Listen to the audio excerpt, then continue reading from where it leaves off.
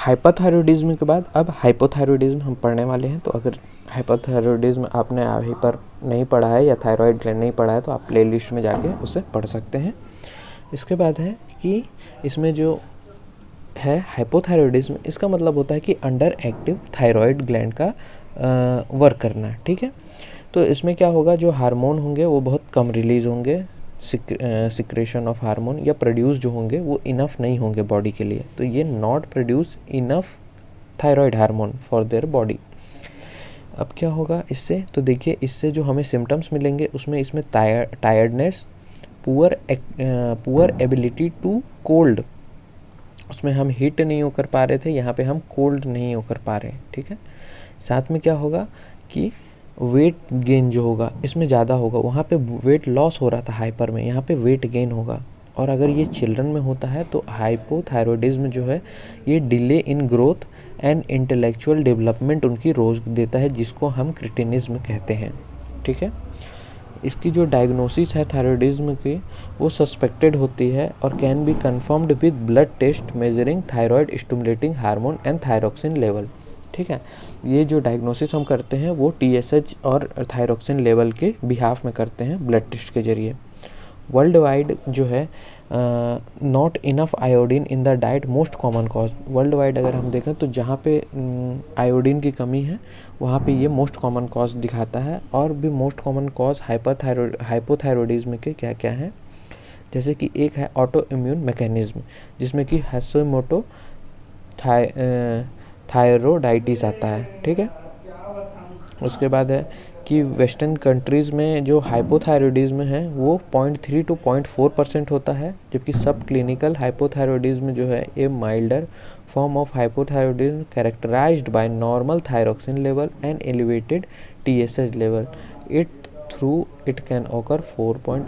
तो देखिए यहाँ पे बोल रहे हैं कि वेस्टर्न जो कंट्रीज़ हैं वहाँ पे ये जो है ये 0.3 to 0.4% मिलता है। लेकिन अगर हम बात करें कि अगर इसके माइल्डर फॉर्म की बात करें तो वहाँ पे जो थायरोक्सिन लेवल हमको और thyroxine level normal thyroxine level में भी जो TSH एलिवेटेड मिलता है वो हमको 3.5 से 8% तक 8 to 8.5% तक मिलता है। यहाँ पे देखेंगे कॉजेज ऑफ हाइपोथायरॉयडिज्म।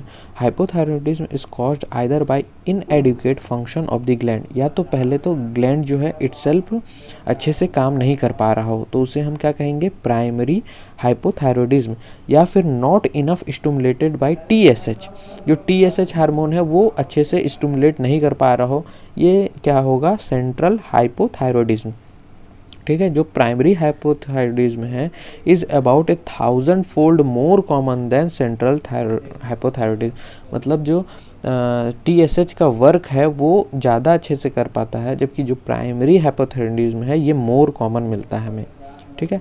आयोडीन की डिफिशियंसी जो है most common cause primary hypothyroidism में हमको देखने को मिलती है और एंडेमिक गोइटर वर्ल्ड वाइड हमें देखने को मिलता है। अगर किसी केस में sufficient dietary iodine, hypothyroidism is most common cause by autoimmune phenomena known as Hashimoto thyroiditis, मतलब कि अगर मान लीजिए किसी में सफिशिएंट डाइटरी आयोडीन दिया जा रहा है फिर भी उसे हाइपोथायरॉयडिज्म की जो मिल रहा है, हाइपोथायरॉयडिज्म मिल रहा है, तो उसमें ऑटो इम्यून फिनोमिनॉन देखने को मिलता है जो कि है हाशिमोटो थायरोडाइटिस, ठीक है। इसमें क्या होता है, ये एक क्रोनिक ऑटो इम्यून थायरोडाइटिस है। हाशिमोटो में भी एसोसिएटेड विथ ए गॉइटर, और ये गॉइटर से एसोसिएटेड होता है, characterised by infiltration of the thyroid gland with T lymphocyte and autoantibody against specific thyroid antigen such as thyroid. यहाँ पे क्या होता है कि ये कैरेक्टराइज्ड बाय इनफिल्ट्रेशन, जो फिल्ट्रेशन ऑफ थायराइड ग्लैंड होता है वो नहीं हो पाता है, ठीक है, टी लिम्फोसाइट के साथ, और auto antibody against specific thyroid से उसका मतलब एंटीजन बनता है जिसके वजह से वो प्रोड्यूस नहीं होता है, ठीक है। और यहाँ पे जो सर्च एज थायराइड ना ही फिर पेरेक्सिडेज होता है, ना ही पायरोग्लोबिन्स और TSH रिसेप्टर, इनके अगेंस्ट में जो एंटीजन्स हैं वो बन जाते हैं। 5% जो वुमेन्स हैं आप डेवलप पोस्टपार्टम थायरोडाइटिस, ठीक है। इसमें क्या होता है कि ये अकर करते हैं अप टू 9 मंथ आफ्टरवर्ड। 9 महीने बाद 5% जो वुमेन्स होती हैं वो पोस्टपार्टम थायरोइडाइटिस को डेवलप करती हैं। ये characterise short period of time पे होता है एंड हाइपोथायरॉयडिज्म ये 20 to 40% रिमेन रहता है अगर इसका परमानेंटली मतलब रिमेन परमानेंटली इन हाइपोथायरॉयड स्टेट। ठीक है, होता सिर्फ 5% महिलाओं को है, लेकिन ये जो 5% है उनमें भी 20 से 40% जो होती हैं उनमें परमानेंट डेवलप कर जाता है। ऑटो इम्यून थायरोइडाइटिस जो होता है associated with other immune mediated disease such as, और कौन कौन सी ऐसी इम्यून मीडिएटेड डिजीज है जिससे ये ऑटो इम्यून थायरोइडाइटिस एसोसिएट होता है। तो देखिए, diabetes mellitus type 1, pernicious anaemia, myasthenia gravis,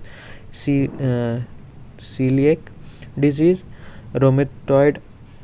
rheumatoid arthritis, systemic lupus erythematosus, ये सब जो हैं ये ऑटो इम्यून डिजीज़ हैं जो कि करते हैं। अब देखिए, हमें जो है 3 प्रकार से, जैसा कि अभी हमने पढ़ा कि प्राइमरी हाइपोथायरॉयडिज्म हो सकता है या फिर सेंट्रल, जिसमें कि TSH काम नहीं कर रहा था अच्छे से। ठीक है, इसमें ग्लैंड इटसेल्फ काम नहीं कर रही थी। ठीक है, इटसेल्फ। तो देखिए, इनमें क्या क्या कॉजेस मिल सकते हैं। तो सबसे पहला है प्राइमरी हाइपोथायरॉयडिज्म। इसमें क्या होता है कि आयोडीन की डिफिशियंसी हमको देखने को मिलती है, जैसे कि डेवलपिंग जो कंट्रीज हैं। तो ऑटो इम्यून थायरोइडाइटिस मिलता है, previous thyroidectomy, previous radio iodine treatment करवाते हैं, previous external beam radiotherapy to the neck medication, ये सब जो है अगर हुआ रहता है, या फिर अगर हम लिथियम बेस्ड मूड स्टेबलाइजर ले रहे हैं, एम्यूडियोरेन ले रहे हैं, इंटरफेरॉन अल्फ़ा ले रहे हैं, टायरोसिन काइनेज ले रहे हैं, इनहिबिटर सच एज सैनिटिनेप, ये सब अगर ले रहे हैं तो ये सब कॉज बनते हैं प्राइमरी हाइपोथायरॉयडिज्म के। अगर सेंट्रल हाइपोथायरॉयडिज्म की बात करें तो lesions compressing the pituitary gland, अगर पिट्यूटरी ग्लैंड किसी वजह से कंप्रेसिंग हो रहा है, और surgery and radiation to the pituitary, drug injury, किसी भी वजह से अगर उसमें कंप्रेसिंग आ रहा है, कंप्रेस हो रहा है कौन, पिट्यूटरी ग्लैंड, या वेस्कुलर डिसऑर्डर की वजह से, तो इसमें क्या हो जाता है, इनमें हो जाता है हमारा सेंट्रल हाइपोथायरॉयडिज्म। मतलब TSH जो है वो TSH जो है अच्छे से स्टिमुलेटिंग नहीं कर पाता है। इसके बाद एक है कॉन्जेनाइटल हाइपोथायरॉयडिज्म। इसमें क्या होता है, अगर मान लीजिए कॉन्जेनाइटली ही डिसजेनेसिस हो गया हो, 75% केसेस में ऐसा हो जाता है, या फिर थायराइड हार्मोन जेनेसिस अगर मिलता है 20% केसेस में, या फिर मैटरनल एंटीबॉडी की वजह से नहीं हो पा रहा है, रेडियो आयोडीन ट्रांसफ़र की वजह से नहीं हो पा रहा है, तो इस वजह से भी ये हो सकता है।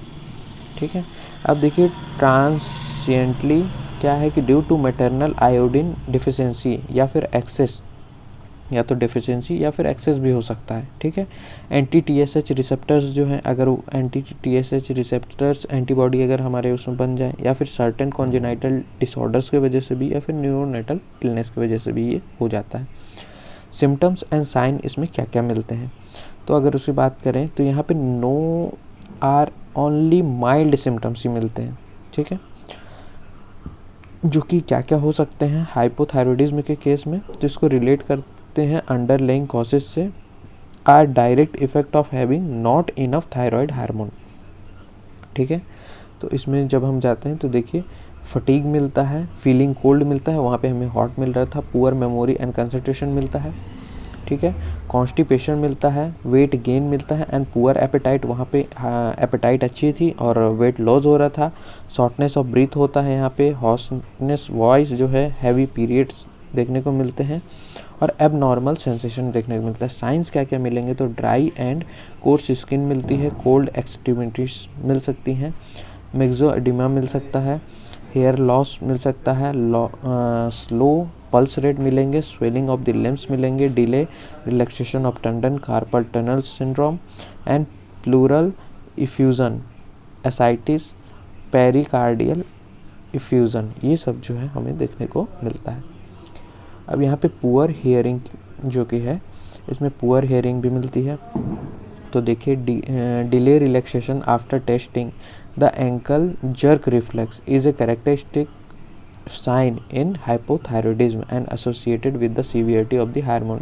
जो एंकल जर्क रिफ्लेक्स होता है उसे इसमें करा के देखा जाता है। अगर इसमें जो है एंकल जर्क रिफ्लेक्स अगर सीवियरिटी को दर्शाता है कि कितना ज़्यादा सीवियर है, ठीक है, इसके लिए ये अगर जितना डीके होगा, जितना धीरे रिफ्लेक्स आएगा, उतना हमें पता चलेगा कि ये हार्मोन बहुत कम है, ठीक है, हार्मोन लेवल बहुत कम है।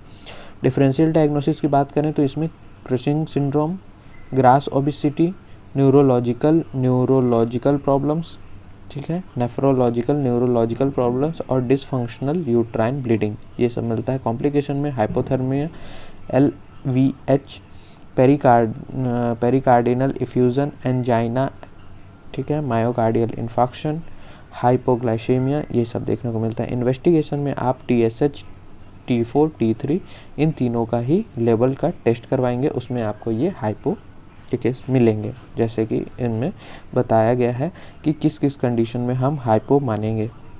अगर TSH हाई नॉर्मल होता है और T4 भी नॉर्मल होता है तो ये नॉर्मल को दर्शाता है कि जो हमारा थायराइड हार्मोन है वो फंक्शन नॉर्मली कर रहा है। लेकिन अगर TSH एलिवेटेड है, मतलब हाई है, तो हमें अगर T4 लो काम कर रहा है तो ये ओवर हाइपोथायरॉयडिज्म को दर्शाता है। जबकि अगर TSH नॉर्मल है या लो है और ये भी लो है तो ये सेंट्रल हाइपोथायरॉयडिज्म को करता है। जबकि ये एलिवेटेड है, हाई है और ये नॉर्मल है, फिर भी ये सब क्लिनिकल हाइपोथायरॉयडिज्म को बताता है।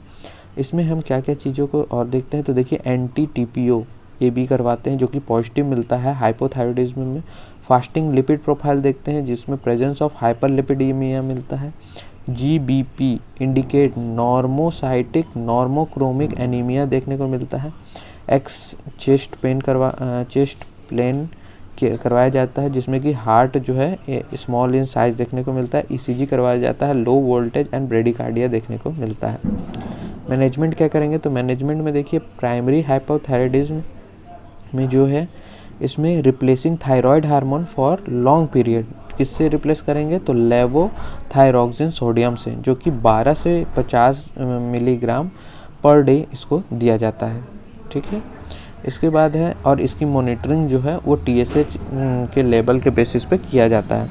जो सेकेंडरी हाइपोथायरॉयडिज्म है वो replacement is similar to the treatment of primary hypothyroidism, same ही करते हैं, लेकिन इसमें जो हार्मोन रिप्लेसमेंट है वो कार्टिसोल का किया जाता है, ठीक है, और ये रिक्वायर होता है मैनेज के लिए। फिर जो सब क्लिनिकल हाइपोथायरॉयडिज्म होता है उसमें हम decision to treat with levothyroxine should be inventive, ठीक है। तो यहाँ पे हम लेवोथायरॉक्सिन, इसको आप एक एक लाइन में लिख सकते हैं। जो हमारा आयुर्वेदिक अप्रोच है उसमें हम क्या करते हैं तो देखिए, आयुर्वेदिक अप्रोच में माना जाता है कि इसको सम एक्सटेंट तक माना गया है कि ये गलगंड से इस डिसऑर्डर को किया गया है, ठीक है। इसमें बताते हैं कि डी अरेंज फंक्शन होता है वात और कफ दोष का, और मेद जो है दूष्य है। यहाँ पे क्या होता है कि दोष कौन से हैं, वात और कफ, और मेद जो है वो दूष्य है। पित्तज गलगंड यहाँ पे डिस्क्राइब नहीं किया गया है। जो क्लासिक्स हम जिसमें पढ़ते हैं शास्त्रों में उसमें पित्तज गलगंड नहीं मिलता है। तो गलगंड जो है ये कभी भी इस प्रोसेस से इन्फ्लामेशन और सुपरेशन, ये दो प्रोसेस से नहीं होता, क्योंकि इसमें पित्तज नहीं होता इसलिए इन्फ्लामेशन और सुपरेशन नहीं होता। अब इसके जो डोसेज जो हम प्रीडोमिनेंस देते हैं उसमें हम क्या क्या दे रहे हैं तो वातज टाइप ऑफ गलगंड जो है उसको यहाँ पे कंपेयर किया गया है हाइपरथायरॉयडिज्म में, और कफज और मेदज गलगंड को हाइपोथायरॉयडिज्म से। इसको कन्वेंशनल सिस्टम ऑफ मेडिसिन मानती है। साथ में conventional system term of medicine in thyroid disorder inflammatory mechanism भी इन्वॉल्व करती है, ऐसा कह रहे हैं। इसमें हम क्या क्या चीज़ें यूज़ करने के लिए करते हैं तो देखिए, थायराइड जो डिसऑर्डर्स हैं उनमें हम पिपली चूर्ण, कांचनार गुग्गुल, अमृताद्य तेल, ठीक है, जलकुंभी, पंचांग, अद्रधूमा भस्म, ऐसे करके कंचनार, इसमें जो है अलग अलग फॉर्मुलेशन इसमें आप पढ़ सकते हैं जो कि दिया जाता है, ठीक है। लेकिन जो एक जलकुंभी के बारे में बताया गया है कि a fine paste made up of vegetable जलकुंभी, जो जलकुंभी है जिसका बॉटनिकल नेम है पिस्टिया स्ट्रेटिशिया, ठीक है। इसको जो है हम जलकुंभी को डोसेज फॉर्म में देते हैं 11 से 22 ml पर डे, ठीक है, ये हम देते हैं। साथ में जो है हाइपोथायरॉयडिज्म और स्लो मेटाबॉलिज्म के लिए यहाँ पे हम जो है प्रीमिस टुडे टू सफ़र, उसके लिए हम कोकोनट ऑयल दिया जाता है, ठीक है, ताकि उसका जो हाइपोथायरॉयडिज्म है और उसके में जो स्लो मेटाबॉलिज्म है उसको थोड़ा सा बढ़ाया जा सके। Thank you.